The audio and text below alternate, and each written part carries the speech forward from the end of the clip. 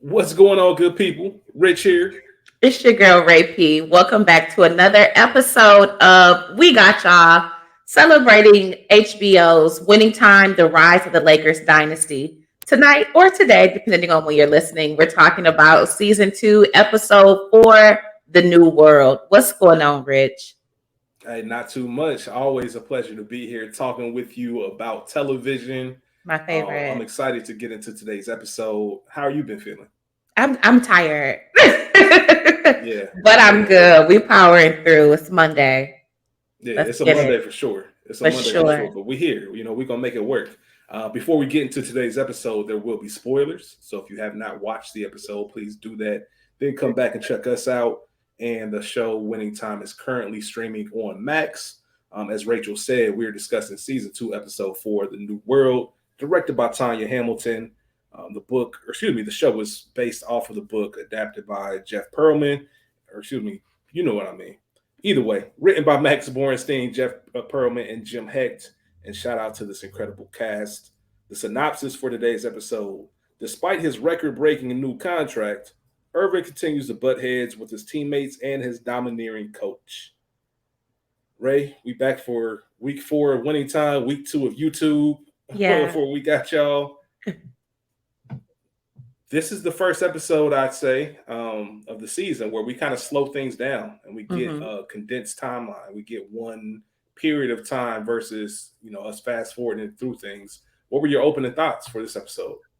I really like that. I like that we've sort of slowed down because we've over the last few weeks we've been talking about how fast paced and not knowing what these 7 episodes of season 2 will look like, knowing that we start off episode 1 in 1984 and there's a 4-year span that had to be covered. So I like that we only talked about what 2 weeks Right. worth of time in this episode, and there was so much that happened in that short bit of time. So I like that. I like that it was a bit quote unquote slower this week.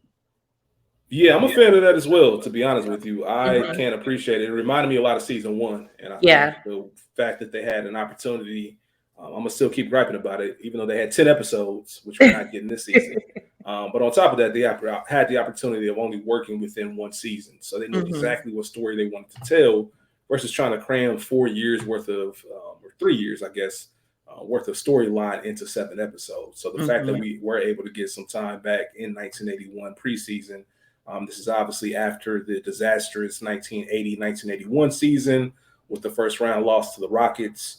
And we get to see if Westhead, if Magic, if Buzz, that the Lakers in general are going to reach the pinnacle again. There's a lot of questions about who's responsible for that first title. And we get to roll into the season, obviously, as the favorites. Or not the favorites, I guess Boston is. And that takes us right into the Sports Illustrated cover, which is very Hmm. fitting that this show started with that cover Yeah. because it was the demise, I would say, of Paul Westhead. And what I mean by that is generally his ego just got too big. And it's one thing to, kind of start feeling yourself for some of the Hmm. accomplishments that you've hit. That's cool. You are a professional coach. You need to have a little bit of ego, as we mentioned before, but it's another thing to look like the mastermind and the genius behind all the pieces that are moving. And that's what's starting a lot of the resentment between himself and the team. Let me ask you this, and again, this is you having historical knowledge. Does Hmm. anybody put hands on Paul Westhead? No, other than Because he needs it's his funny. ass whooped. No, I'm laughing because this is a real tough watch. Yeah. If you're a Paul Westhead or a Paul Westhead fan, this Hmm. episode's a real tough watch. It's very and I guess we can credit Jason Segel because he's the expression acting that he's doing and the smug looks and Hmm. just Hmm. so he has a very Jason Segel doesn't have it, but him playing Paul Westhead makes him have a very punchable face. Yeah, Like, you know for what I mean? Like sure. one of those people you just want to put hands on for talking to you crazy. When Pat Riley says, you talk down towards people, all episode, every watch, I'm like, yo, is nobody gonna slap this motherfucker? Like, Paul has gotten way, way, way too big for his britches. And that is crazy to me, especially considering where you came from. And I know that fame and that LA life, which Jack kind of touched on. I know I'm jumping around, but that's a hell of a monster. But yeah, Paul was on one the entire episode, and it was hard to watch as someone who essentially rooted for him to get it together in season one and to see where we are after a failed season number two, to be here. It's like, wow, you're really smelling yourself. That milk, what I say? Or what's the song? See what money make a bitch do? This is crazy. Paul is on one.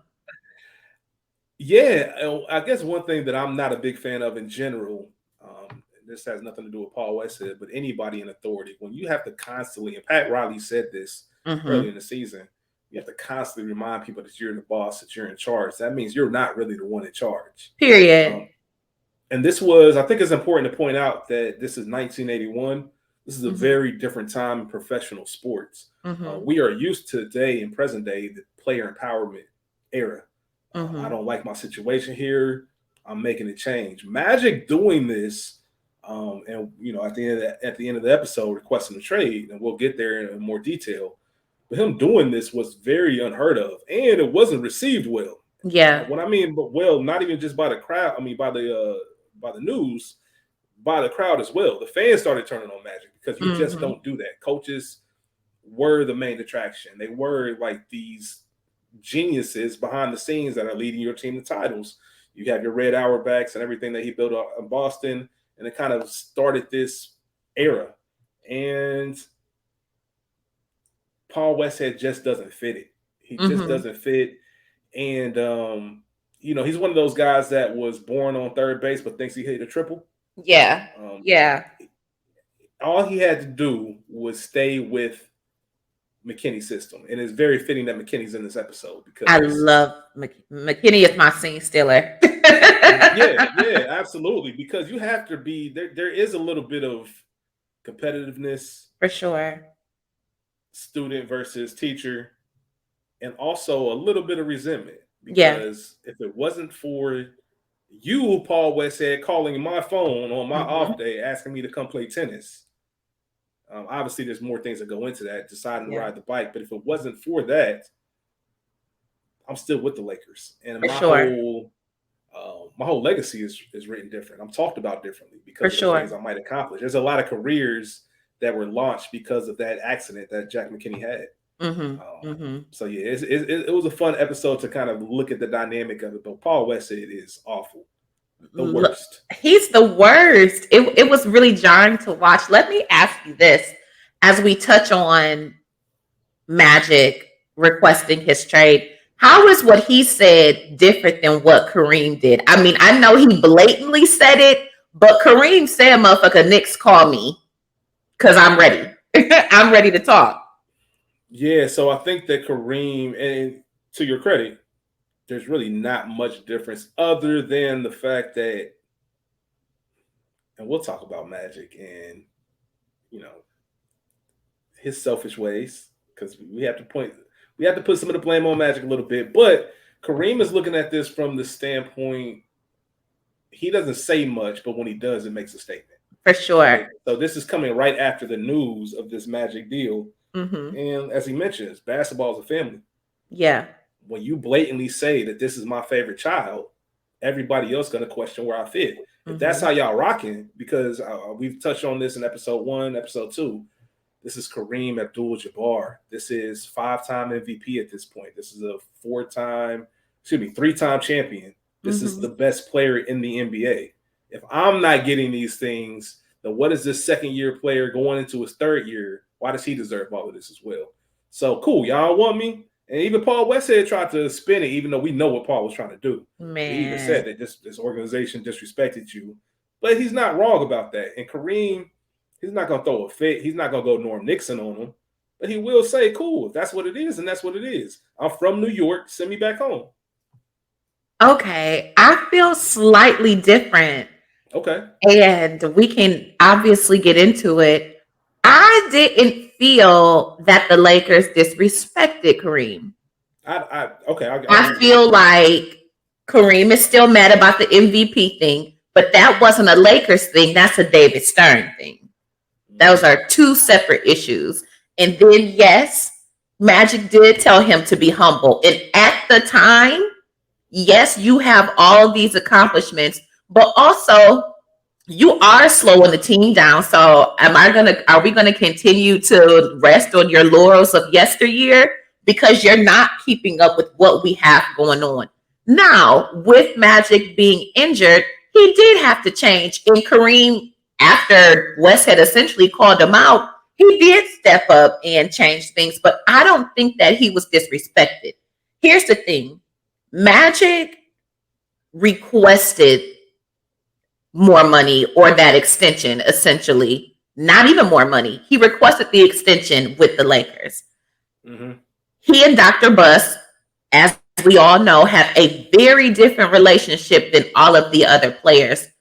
Knowing us kind of what we know about Buss and knowing where the league went salary wise, probably because of this extension, I believe that would have been of maybe not 25 million, but that would have been available. Something substantial would have been available to Kareem if he made his request known unto God. You know what I'm saying? Right. To the king, like he could have had something. Again, closed mouths don't get fed. You know what I'm worth. You know what I can do. I've proven myself. If we can find 350 for Cooper and 850 for Kupchak or Rambis, whichever one it was. Kupchak, yeah. Or Kupchak, we can find some more money for motherfucking Kareem Abdul-Jabbar because he is all of those things. Yeah, and I think that speaks to that era once again, where most people didn't. Magic's request is very taboo. Most people don't come to the table until it's time to renegotiate. You know, Magic's got 4 years left, and I'm sure that's what Kareem's thinking. Yes, there probably should never be a time where he's not the highest paid player in the league during this era. But if I sign a piece of paper, if I agree to these terms, and I'm going to live out to these terms, a la what he said to Westhead, I'm going to contract for another year. Until then, I'm a Laker. We'll see what happens after that. I'm going to honor this commitment.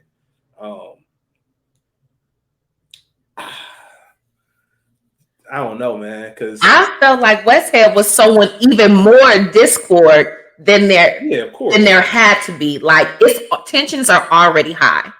Because if I'm down, if I'm not in good with the one star, then I need to be in good with the other one. So Westhead knew exactly what he was doing. And he knows that Cap and Magic are co-workers. They're not friends. Right. They don't hang out. They don't really get into deep conversations. Even when we see the scene where Magic goes up to Cap, like, man, that was a good game. That's not what the score sheet says. That right there, that moment alone just tells you their personality differences. Yeah. We didn't win. Fuck a good game. Fuck how many points I scored, how many rebounds, all of that. Magic, like, nah, like, bro, the system ain't working, man. We need to do something about it. I'm going to spin your words right back on you. I remember you telling me I need to be humble. You know, I need to bury my ego for the sake of the team. Why don't you try doing the same? Pat Riley told him the same thing in this episode. Like I said, Magic had a little bit of selfish moments because it's cool as long as we're doing it my way. You know what I mean? Even winning is not fun. And that's But they barely winning. They are barely winning. And I'm glad that you said that because that's the one flip side that I can agree with Magic on. Or if Magic wanted to take the approach of, look, we are not maximizing our potential. And that's what's messed up. We've seen what we can do under McKinney's system. Right. We know what the limit is. And the one thing with athletes, unlike a lot of other professions, you have a window. Like, you can't play forever. Like, we have to maximize this time. And if not, we're going to lose out. And we're going to be looking back at what if. So you are right on that regard. Yeah, we barely winning. When Magic said, you think I ain't trying?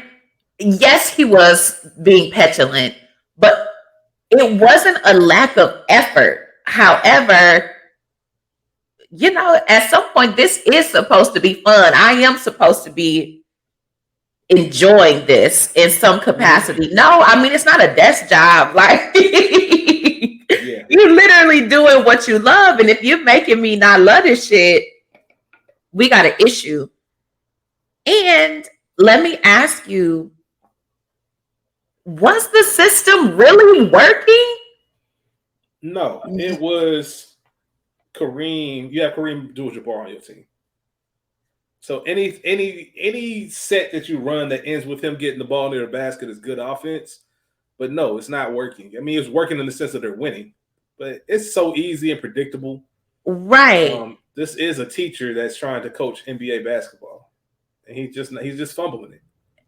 What did you think of Pat Riley pulling Magic to the side after the fact? What did you think of their locker room discussion? This episode showed me that Pat is not concerned with taking Westhead's job. He's concerned about keeping his. Mm-hmm. He looks at it as most coaching situations are as a package deal. If head coach, the assistant goes, or maybe he might be an interim. You never know. Mm-hmm. But if we're gonna go through all this bullshit, I at least need you to turn it up and be Magic Johnson. Yes, I agree with you. I would not. I hate this offense. It's trash. But we both know that you aren't playing up to your level and you're doing it on purpose. But how can I be Magic if I can't be Magic? That's why what Magic said is not wrong. You not letting me do what made me me. This is the one episode, for real, where I really wasn't mad at Magic. His frustrations were understandable. You know what I'm saying? Motherfucker, what y'all want me to do? You want me to run these X's and O's? Okay, I'm doing that. I'm passing. You can't be mad at me. You told me to go defend somebody else. You told me to set a trap, this, that, and the third, but you get mad when there's confusion on the court. Like, I was ready to whoop Paul Westhead's ass. I felt some kind of way about Pat Riley pulling Magic to the side. Again, I understood, like, yeah, I want to help you. I want us to be successful. But again, there was something, I don't want to say underhanded about it, but it was something that I didn't like about his approach. It was private. All of that is good, but knowing the amount of discord, and you pull me to the side to low-key shit on me a little bit, I ain't really feeling you either like that. And maybe that's my bias because I feel some kind of way about Pat Riley. Like, he's got a forever side eye for me. So maybe. Go ahead. I was gonna say, so maybe there's residual that going on for me. Like, here this nigga go again with these private conversations. No, that's oh no. That's 100% fair. And I love the point that you bring up about you feel Magic and everything he's coming, everywhere he's coming from, because this is where, if you want to be the leader of a team, if you want to be the face of a franchise, you have to do things you don't want to do. You aren't you're supposed to behave a certain way. Yeah. But also, y'all got me fucked up. Yeah. Yeah. I am the face of this franchise, and things ain't going how they need to be going. It reminds me of Paid in Full when Rico went off on Ace. Like, what's the point of having soldiers if you don't ever use them? What's the point of having Magic Johnson as your point guard if you run in the system? Just doesn't make any sense. Right. You know what I mean? It doesn't make any sense. I could go in the Lakers offense back in 1981 and pass Kareem the ball. Right. I can't do what Magic do. Because if you can, in Paul's words, if you can plug anybody in, what do you need me for? You don't need me to be the star of this shit. Let Norm run it. Heard motherfuckers saying they made Hove. Okay, so make another Hove. How jealous of Magic is Paul Westhead? Extremely. He is extremely jealous and extremely petty and extremely self-conscious of every single decision he makes. You see it. This episode did such a fantastic job of showing those little moments, those little glances where Yeah. you can just see the thoughts. You can see him brewing, even in friendly moments where he's seeing. We've heard nothing but him talk about the reverence that he has for Jack McKinney. Yeah. I mean, even though he's going Hollywood, when he sits down and starts talking about, I'm proud of you. I learned from the best. Jack, like, you ain't learned that from me. Like, you up here moving and shaking like you need to. But even when he told him, I know what you're running. I'm gonna break that shit down. Yeah. I'm gonna make it look easy. And you saw Paul just kind of, how dare you? He has a complex. He has a Napoleon complex, even though he's not a small person. Yeah. He just can't understand how the one time I will say that I'll shoot Paul Westhead some bail is when he was talking to Pat Riley. And he said, I've been counted out. I know, he at least had enough awareness to say, I know that it's luck here. And side note, Jason Segel, I love the facial expression he said when he was talking about Tark's friend being found in the trunk, and just that little, all these things that led up to me being in this position. I know that I lucked up here, but also I've been counted out my whole life. Like, these people only wanted me for X, Y, and Z. If I go out, I'm going out my way. Now, is that right? No, hell no. That's dumb as hell. Extremely. Extremely dumb. But at least it gave us as viewers some insight into his mindset to explain all of this, because I can understand how, if you're a fan of the show, you're trying to figure out, like, what happened to Paul? Like, I love Paul season 1. Like, how did this get to this point? And in real life, it happened like this just because that's what happens. Like, I want my credit. It's giving he's like intentionally trying to sabotage the team. Think about how hype he was off of that Sports Illustrated cover. First of all, he's coming in from this preseason game at halftime. You hype talking about the system's working, my guy. Celtics players ain't even playing. Like, bench players. Like, why are you celebrating this? And just so geeked and giddy to read that clip about him. It's almost like he's never gotten attention before. Yeah, so it has new to him. Exactly. Yeah, exactly. So this is probably the first time. So I guess on a human level, can I blame him for being that excited? Is he handling it terribly? He's handling it. Oh, like, this is a how-to on not to handle success. For sure. I have a question for you. We see Jack, you talked about Jack and Paul's discussion at the diner. Number one, I secretly wanted the Pacers to win this game. Of course. Even though now I'm rooting for the Lakers. Now I'm a fake Lakers fan. But I secretly, high-key, wanted the Pacers to win. Let me ask you this. Alternate universe, super, super hypothetical. I think that if Jack doesn't get hurt, and the way that Pat came into the assistant coach position, I wonder, and let me ask you, what do you think a combination of Jack McKinney and Pat Riley would be as a duo, as a coaching duo? I think that might have low-key been cold, way better than Jack and Paul. Ain't no low key about it. They would have been okay. Okay.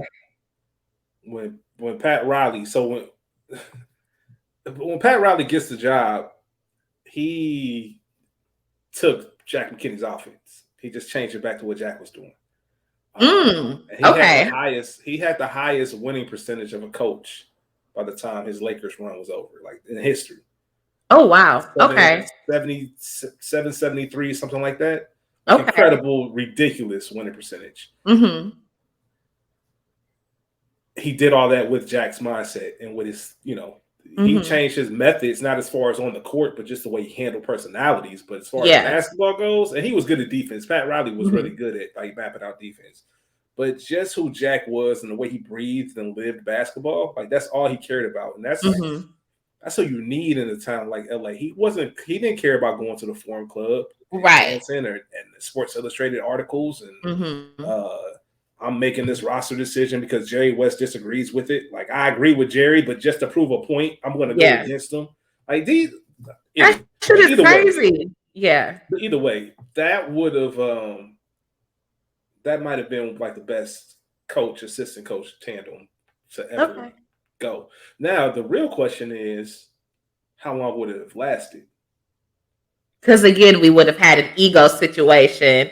I get that, but Because just the, historically, Pat Riley being who he is today, I mean, Pat Riley is Pat Riley. mm-hmm, But when you look at how he even got into this whole thing, mm-hmm. it makes you really wonder. Like, we never got an opportunity to see Pat as a real assistant coach and start getting interest from other teams to Yeah. be their head coach because of it. Everything was kind of, I don't want to say he stumbled into it, but he stumbled Mm-hmm. into it. It was all by circumstance. Okay. So it makes me wonder how long before he starts looking at, I mean, because we're talking about one of the most egotistical people, with Mm-hmm. all due respect. Mm-hmm. At what point does he start looking at Jack and saying, I can do this and I can do it better? Yeah. That's the Okay. one thing I wonder about. So that's alternate universe. I want to spend some time there. How much longer did Jack coach? Do you know that offhand? No, I'm not sure exactly how much longer he did win Coach of the Year in '81, but that was his Mm-hmm. last big accolade. That accident really fucked Jack up. Yeah. Jack ended up having dementia in his later years and Mm-hmm. didn't even really remember that players he coached and stuff like that. So it was Mm-hmm. pretty Pretty sad in tough. that sense. Yeah, exactly. Because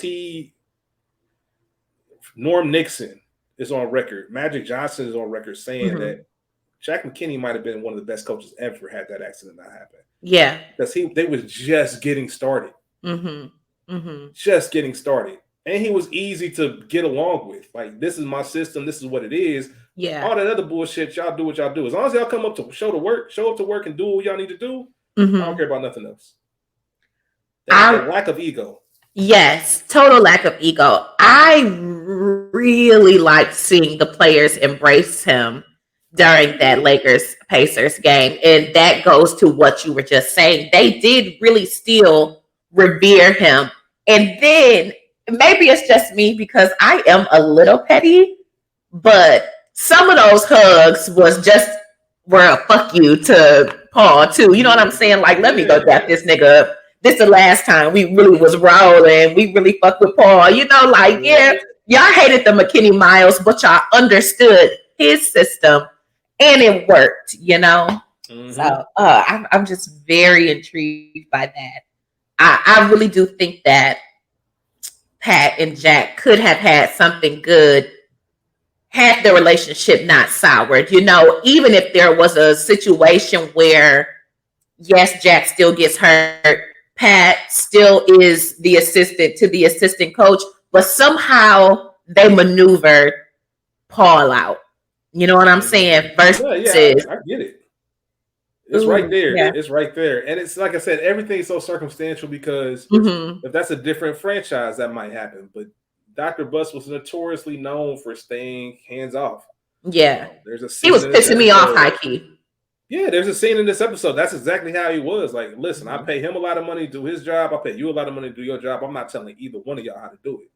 Like, let's just ride it out and see. He was very big on even Jerry West. Like, you make the Mhm. draft choices, you do all that. I just own the team. I'm signing the checks. Yeah. Why was Paul so adversarial with Jerry? Again, someone who knows what they're doing, who's been in and around this league for 50, 11 years. Because you think that I'm just some bum that lucked up into the Lakers job, which he ain't wrong. Everybody thinks that. But I got the one thing that none of you guys have, which is last word. You know, Dr. Bus, every team he owned, Yeah. not every team, but each season, every head coach that he's hired has the final word on the roster. Okay. He comes in and says, I've been empowered to run this team my way. He has a real big thing about disrespecting me, disregarding my authority. Like, I make the final say. I don't care what you think because it doesn't matter anyway. because I'm the one making the decision. So And when Jerry comes in and he says, Rambus, all about time we got rid of Rambus, I don't want you to think that we even have the same minds. I don't even want you to think that I'd agree with some dumb shit like that. Even though it is a smart, well, Rambus played a big role for the Lakers, but he stopped what he wanted to do just to prove another man wrong or piss him off. That's so petty and so that is so ridiculous. So counterproductive. Okay. You brought up Bus. Let's get into it. I told you I didn't want to see Honey's ass all up and through the house, all in the videos, dancing. And here we are. Honey done moved in. She's stepping outside of the bounds of her business, coming at my girl Jeannie. Dr. Bus is about to propose to this bitch. Like, what the fuck? Is this a scheme that Todd set up for the bullshit? I ain't gonna hold you. I like Jeannie's fire. I like Jeannie. You know, I'm not here for the bullshit. Stay the fuck out of it. Ain't nobody asking. Period. I'm a Jeannie Bus stan. So I was with it. Like, okay, we see that Johnny's still salty about Jeannie trading his girlfriend. Hey, shit happens. Does an apology go a long way? Yes. But why the fuck are you in our business? Exactly. This has nothing to do with you. And you knew me as a child. And me, Rachel, I have a real thing about people being overly familiar.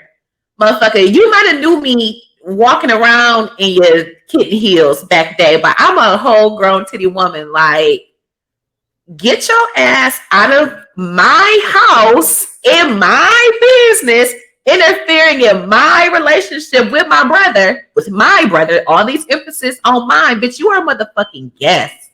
You are a visitor in our home. Yes, I owe this nigga an apology in the lowest of keys. Not really, but for GP's sake, for familial mending, yes, I do owe you an apology because I intentionally hurt you. I get it. I get that, but you are so out of line, and I'm mad at Bus because you've allowed this bitch to become too familiar because your nose is so open with this young puss that you're setting yourself up for failure. Like, I don't know none of the back drama or backstory. So we saw that he was asking Jeannie about getting a ring, and I'm glad my girl was like, nigga, what the fuck, Dad? No. And he's so out of it. He's just like, oh, you in a bad mood? Like, I came down to give my daughter a kiss and you want some bullshit. No, Dad, you're on some bullshit, but whatever. I'm pissed. I'm pissed. You took the main points I was going to mention, just that that's not your place to tell me. Like, mind your business. All I should be saying is, are you okay? Is there anything that's I can it. do? Both answers are going to be no. And I'm going to leave it at that because you know I'm with you. I don't like that over familiar shit, especially when it's been years. But most importantly, you're an adult and you know whether it's been said or not, you know from the energy I don't fuck with you. Period. So now I think you're trying to be funny. That's exactly what I was about to say. That's exactly what I was going to say. Go ahead. And even the look that Honey gave her, like, we're not in that line, we're not in competition. Like, you even saying that makes me think you're trying to be funny. And I should turn around and throw this Pop-Tart in your face. Exactly. I feel the exact same way. I had lost my train of thought, but that is what I was going to say. Like, bitch, you trying to play. You trying to be cute with me, and I'm about to punch you in your face. So... Yeah, off rip, bro. That's what I said. Jeannie there was no pleasantry, no nothing. Like, stop, mind your business. Mind your business, lady. Because you're in my house, in my business. I'm really concerned. I don't want him to marry her. And I'm assuming he does. I don't know. We'll see. We know you're looking at rings, but yeah. I think that this is an awful, awful, awful decision. And his nose is open. He's happy. Yeah, he's happy, man. But we've talked about this. He's searching for something else. He's trying to fill For a void sure. that's not going to be filled, and obviously he'll eventually realize that Honey's not going to fill whatever he needs to, clean up in his own life. Hmm. Also, just to piggyback off that last point, I also don't like unsolicited advice. So And we're like, yeah, we got three strikes and you out pretty much yeah. because you butt your head in my business, you're being funny, and you give Hmm. me advice I ain't asked for. Yeah, Like, you're stop. intentionally trying to piss me off. Yeah, like why? Like why? Why your grown ass trying to like go do something? I'm about to go to work. What's she gonna do? She's re-entered the life of luxury from working at a children's camp, fucking daycare, whatever the fuck she was doing. Now you're back with the lights. You're at the forum every night. You're in this mansion, in the palace, and you don't have to do shit but be cute. There's nothing for her to do. And what I will say, I'm not shooting her any bail because I don't fuck with Honey. But there is something about that father daughter relationship. And then when the dad starts, dating and this and the third, there is an unspoken competition as the daughter. Now, my parents are still married, but I done dated a lot of daddies.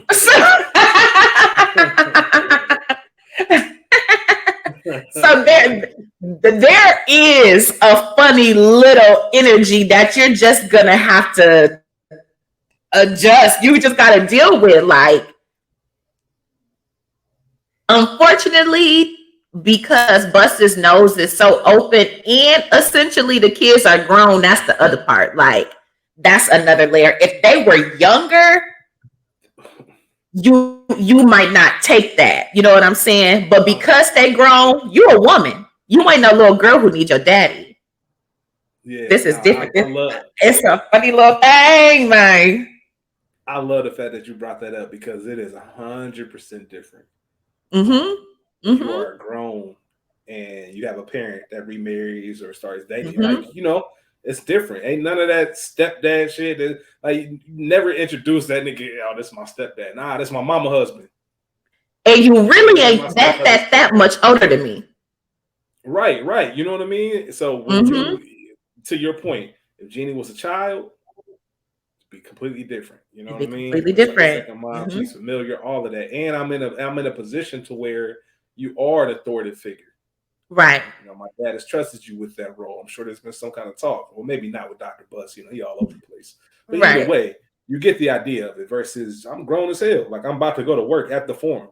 Like I run a Period. team. While you What are you sitting talking about? here Why? fucking drinking champagne, bitch. Yeah. Fuck Why? you. Why are you sitting here? Like I'm Oh gonna be boy. here, and that's the one thing. Like I'm gonna be here Mm-hmm. regardless. Like I don't know Mm-hmm. whatever happens between y'all. Even if you do have your little time in the sun, like if that shit go left, I'm still gonna be here. Yeah. But that's what Jenny always has to ride out on. But at the same time, like stop playing in my face for real. Cause it's intentional. It's 100%. intentional. 100%. Mm-hmm. 100%. Um,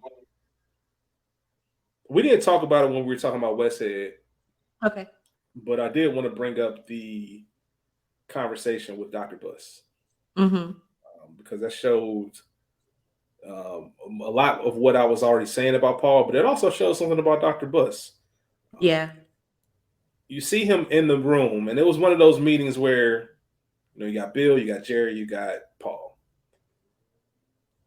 All of a sudden, Paul speaks up when he's talking about Kareem because Kareem wants to go because and Hold it was on. Before you get into it, that's a meeting yeah, that Pat should have been at. Go ahead. yeah, 100%. Um, I understand why he wasn't, I suppose, but yeah, I think my biggest issue is that Dr. Bust, as smart as he is, as good as people what he is, as good with people as he is, that he hasn't seen the Pat Riley potential. Mm-hmm. You know what I Okay. mean? Like he, as good as a businessman that you are, like you're usually thinking Mm-hmm. down the line. We're starting Yeah. 2-6. Like I don't even know if this point of the episode they're already off to this bad start, but Two things and aren't four. looking how 2-4. Mm-hmm. Excuse me. Yeah. Um, And even Magic told him, "You got eyes. You don't know basketball, but you got eyes. You know this. This ain't how it's supposed to look. You know we ain't maximizing potential." Yeah. So I am surprised that Dr. Buzz didn't really see, or had one of those conversations like, "Look, if this goes left, are you in a position to steer the ship?" That's something that I would think with all of the success and all of the great moves that he's made. But I think I mentioned it also. One of the best things that Dr. Buzz did is he hires good people and lets them do their job. Yeah. And Jerry West is one of those people. But his whole, when I say his, I mean Paul's, back into that ego. I got to be the one to tell Kareem. And one other spot where I'll give Paul some bail, he is right. He did just tell the whole team that Magic is more important. You gave him this 25-year, $25 million contract. That's just what it is. And I love Dr. Buzz on some, because it's never gangster, but it is. Yeah. Hit him with, hey, fellas, it's getting late. Why don't you two just go ahead and go home? Like that little subtle code of like, let me get Paul together real quick. Yeah. My man's. I'm the captain. I'm the one. I'm signing your checks. For sure. You get what I'm saying? Like Paul slipped up and said, my team. I think you mean my team. Period. I've given you everything that you've asked me for. You want a Kupchak, which, side note, paying Mitch Kupchak $800,000 was insane. When I said the league was pissed off. Because you don't pay people that do what Kupchak does, which is a bench player, that much money. He was making like $50,000 less than Kareem. That's crazy as hell. Yeah, all because Paul wanted him that badly. But the league was like, yo, this is like the irresponsibility of the money is ridiculous. Like if you start paying people like this, then it's gonna mess up for the league. And obviously we are where we are today. But I've given you everything you asked me for. You the coach. You the leader, right? Because you like to tell everybody else you're the leader. So if you're the leader, I need you to fix this. Like, what's the issue? You gonna sit here and bitch about it? And I think he made a statement such as like we're partners or we're we're in this together. No, we're not in this together. Like I'm the king of this castle. Yeah. Like, as to which Paul said, you gave him direct access to the king. So you call me the king. So I'm gonna remind you that that's exactly who the fuck I am. You'll be out of a job. Yeah, and I think everybody should be aware of this. When you get paid a certain amount of money, your job isn't to do whatever role it is. Your job is to make sure that my job is easy. Like I shouldn't be dealing with none of this headache. Like I'm paying you $1 million, my man. Like you were teaching Shakespeare a couple years ago. Right. I ain't trying to hear none of this. I ain't trying to hear none of it. At all. So I love the fact that Dr. Busk, as cool and as laid back as he is, did put his foot down and let him know this is my team, this is how we run this shit. Because if you don't give me that title that you're promising right now, I'm gonna look like an idiot and you're gonna be looking for a job. How do you juxtapose that conversation against Bust's conversation with Magic?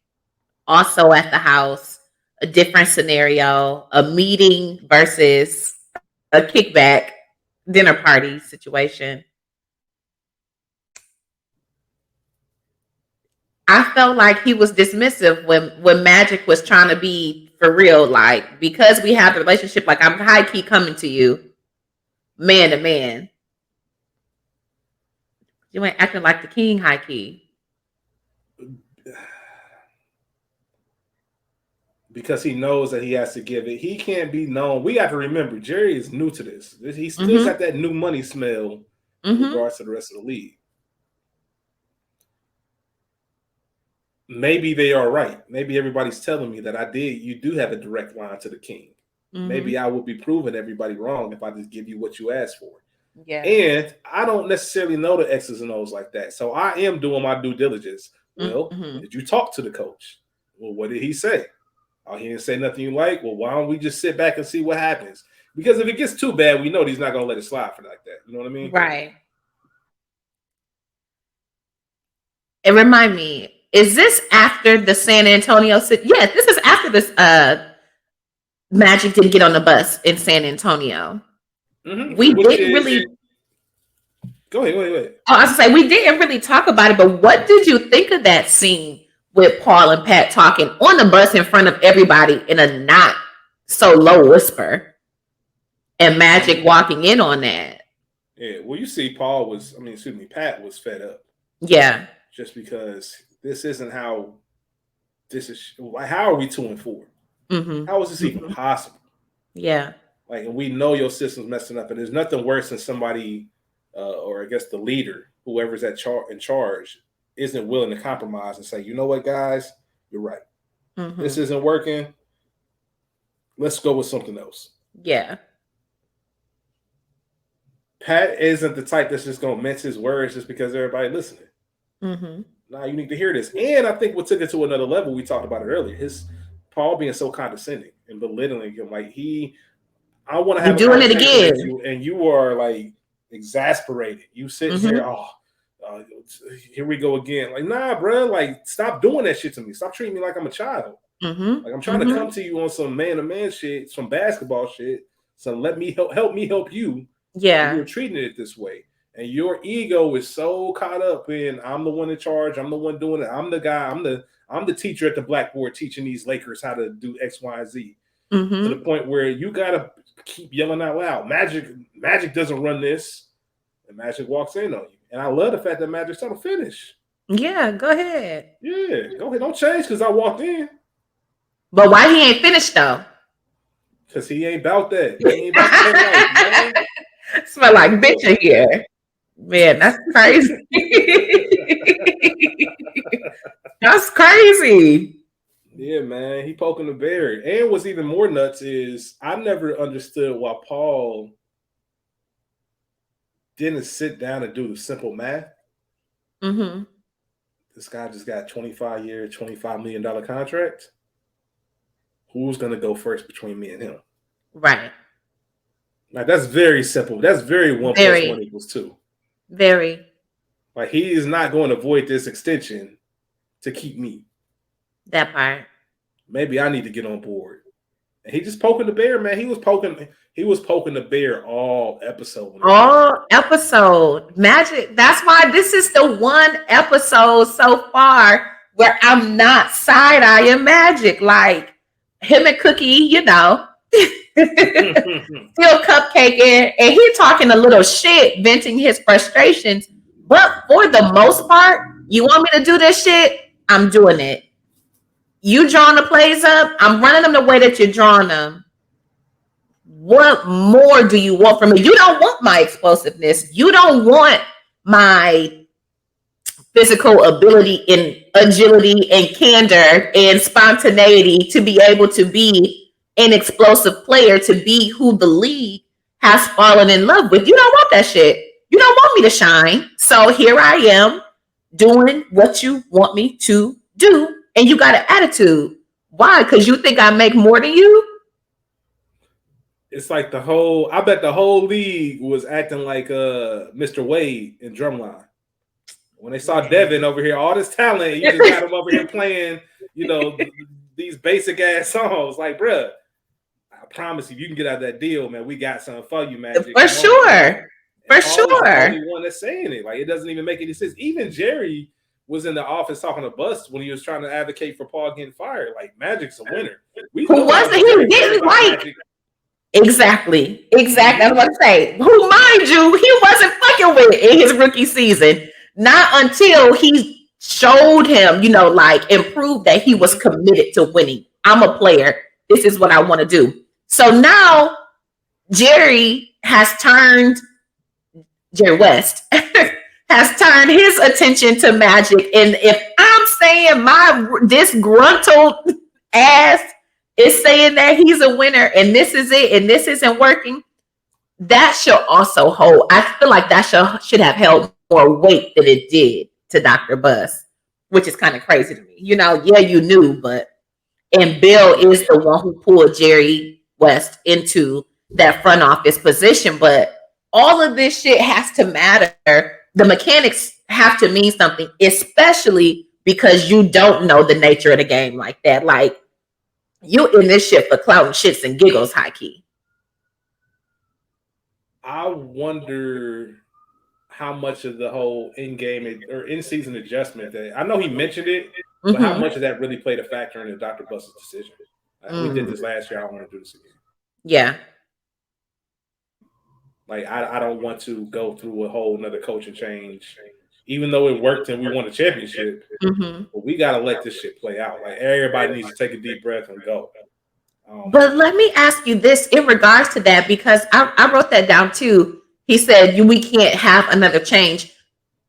One, on the radio, they were advocating for them to get Paul Westhead up out of there because how the season started. But I was confused why Dr. Buss was looking at it like they just have had this crazy turnover of coaches. The coach that you wanted was hurt. He did not have the capacity at that time. He wasn't ready to come back and get the team all the way. This is not the same thing. This is a conflict. You've had a season in between Magic's rookie year and now. You know what I'm saying? We've got our championship year. We fell the fuck off last season, and now here we are here. So I didn't get why he was so adverse to even considering making a change. And I get it. You got to let people run their course. I understand that. But he was talking like, God damn, we got a new coach every year. Not really. Right.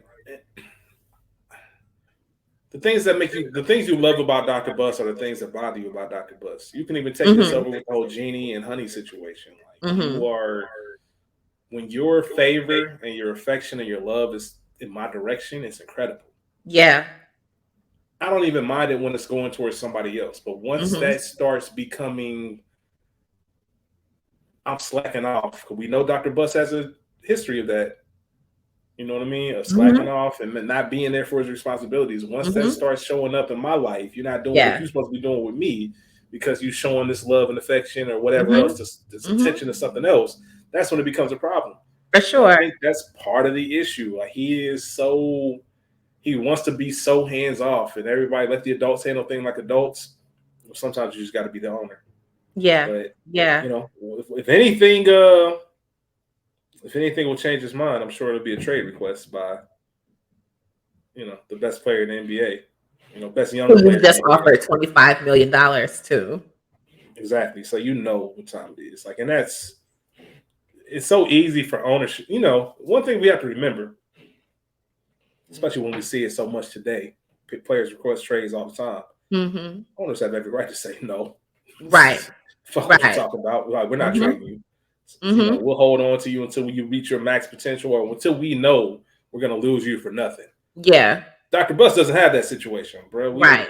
That extension, I'm sure it's been signed. You're here forever. So Period. I want to keep you forever. I don't care how mad you are. You just got to make this shit work. But obviously we see they have a different relationship. But speaking of which, let's talk about the Magic contracts. Okay. Historical. 25 years, $25 million. I think we talked about the actual economics of it and how it's a bad deal on paper. But at the time, all you see is $25 million. That part. And of course, naturally, it's going to bring some division. For sure. Within the locker room. And it makes me think of Cookie. She was on the phone with him. You can't have what did she say? You can't have the money, the love, and the power? And the power. You can't have all three.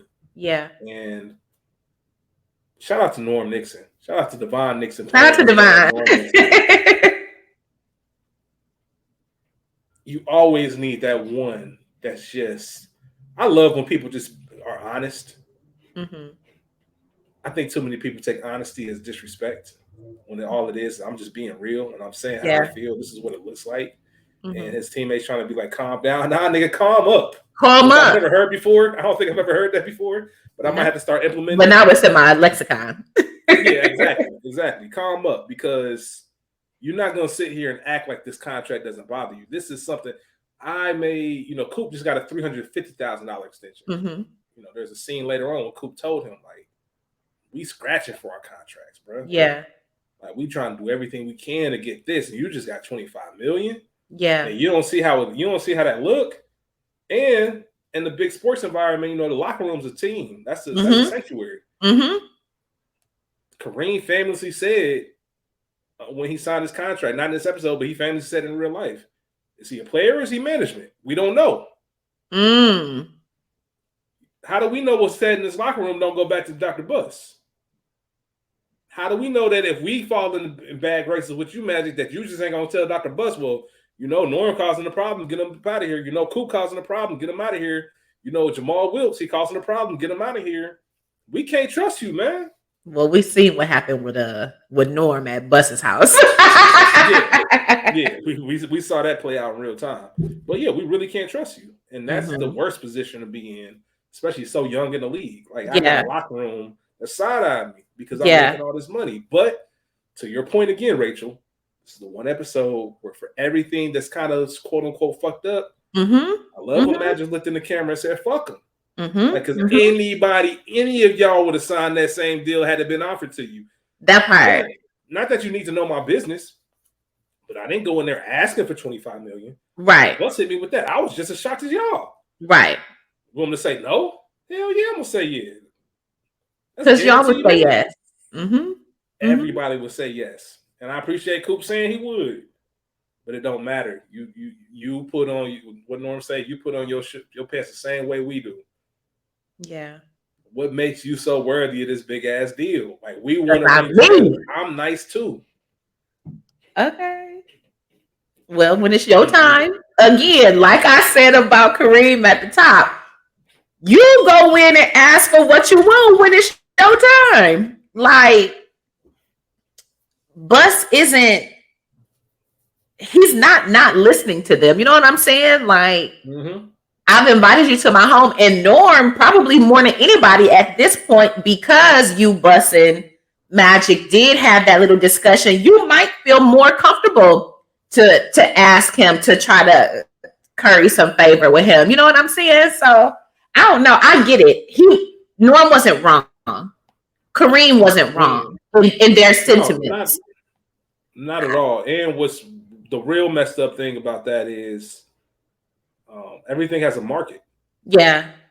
You balloon the market so crazy that you're deliberately telling me what my worth is based off of Magic's contract. So when I come into you, I'm Norm Nixon, which could start on any other team in this league, as Dr. Buss admitted to. Like, I'm nice. I'm one of them ones. If I come into you about my contract and it's not near Magic, then twice you're telling me that I'm not Magic Johnson or deserve what he wants. Like, how are you supposed to take that? You can't. In the NFL, in real life, Deshaun Watson, who now plays for the Cleveland Browns, got a unprecedented guaranteed contract. Everything was fully guaranteed. Yeah, we won't even get into Deshaun Watson. I hate to even bring him up, but I'm only bringing him up because that contract was ridiculous, and it was one of one. So the Browns signed him to this fully guaranteed contract, which if you know anything about NFL contracts, it does not happen. Shout out to Brandon Marshall. That does not happen. So now every quarterback that's looking for an extension. So when you see Lamar go through his holdout last year in these contract negotiations, bruh, I'm nicer than him. He just got guaranteed money. I want the same. And teams are like, bro, we're not paying you that. They fucked up. Everybody was mad at Cleveland. Like, how could y'all do this? You know what I mean? So now you got Joe Burrow. You got all these quarterbacks looking at it like, bro, like I'm looking for a deal like that because we do more than that. Especially for this nigga. Yeah, and that's the same thing with this Magic contract. Like, you got to show me. Like, so Kareem, shit, I want 25-50. Period. He's in a different position, obviously, being at the latter end of his career. Yeah. But at the end of the day, I still need more money. I need to make more annually than what Magic's making. You need to show me that I'm just as valuable. Right. You know, I might not be your favorite son, but I'm the oldest. But I'm the oldest. That's it. You feel me? It's a lineage. Yeah, so it's a hierarchy, not lineage. But I think they did a perfect job of ending the episode on the trade request. You got to think in 1981, this is a huge deal. Magic Johnson wants to get traded. What?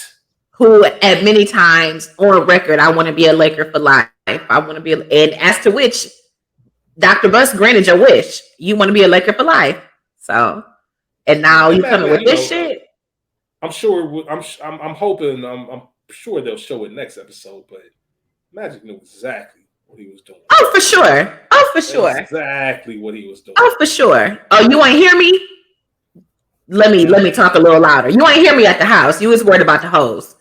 Let me remind you. Straight up. That's it. Yeah, let you know I'm serious. Yeah, I know you're not gonna credit me.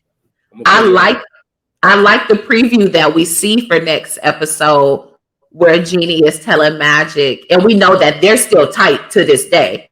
You're my hero. You stood up to him.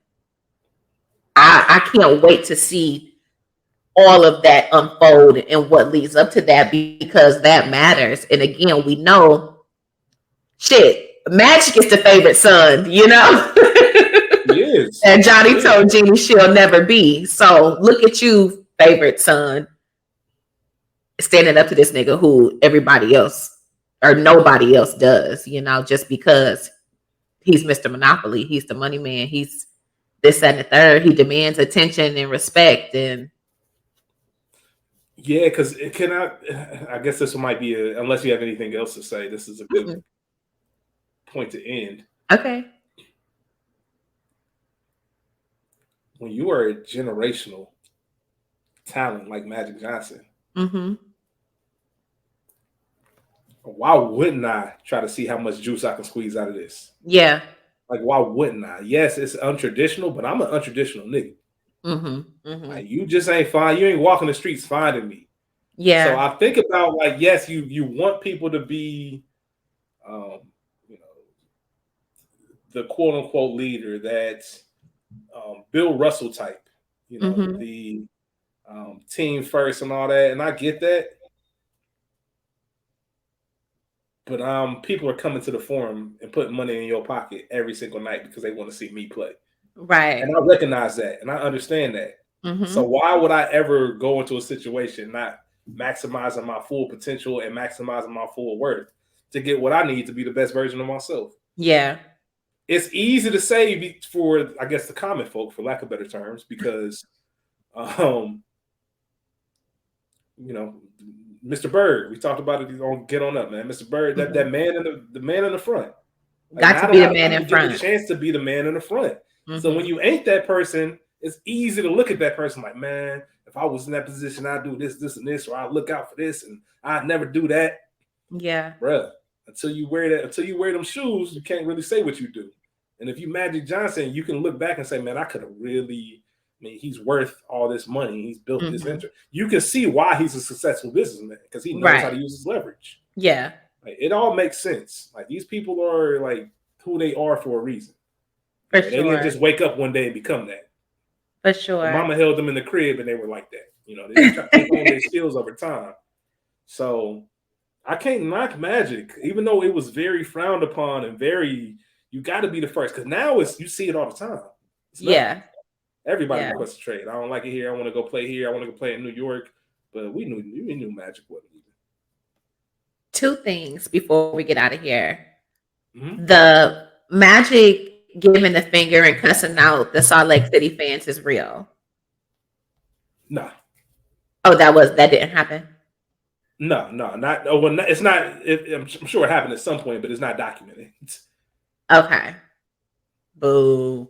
Okay. I wanted that to be real so bad because I was going to look for the footages. Shout out to Cardi. But number two, did you watch They Call Me Magic? All right. So I was looking for it and I saw it on Apple, but I was looking for something with Magic and Cookie. So I meant to hit you up and ask you if that was the right thing. But is that that is it? Yeah, that's it. I'm going to watch it before we record next week. I will have that finished. Okay, cool. I will adhere to your wishes and call you as soon as I finish it. Call me. I gotta see because I finished Showtime, the book, and just Magic was just, man. It's funny how people are, man. When you get some people like to be around them and spend some time with them, you get a public image and you get some real shit. And I'm not saying he's a bad person. Yeah, he's more human. He's a motherfucker. He's a motherfucker. Like, he's a lot more human than what you would think. Based on his image. And just a lot of people, not just him, Pat, all these people. Coop was probably the biggest surprise. Coop was a motherfucker. He comes off like as this quiet, meek dude in the show, and I don't know how much they're gonna get into all that stuff, and it's not really pertinent to the series, as far as basketball, but just personality wise, it was a very fascinating read. But yeah, I will watch that before we record next week, and yeah, I got to see this firsthand. Okay. Every time I look at the dates on these shows, I just think to myself, like, damn, 1981, Cookie got 10 more years. Bless her heart. Yeah, now I guess they were supposed to get married. The books did say this. They were supposed to get married like a year prior to when they actually got married, but I don't know what happened. Whatever, man. Shout out to Magic. Shout out to Cookie. It's in the show. All right, bet. Yeah, I'm going to watch it. Okay, cool. But yeah, with that being said, I think we got it all covered. For sure. All right. Well, Rachel, always a pleasure. Rich, always. Y'all be cool. Y'all be cool. Peace. Peace out. Bye, guys.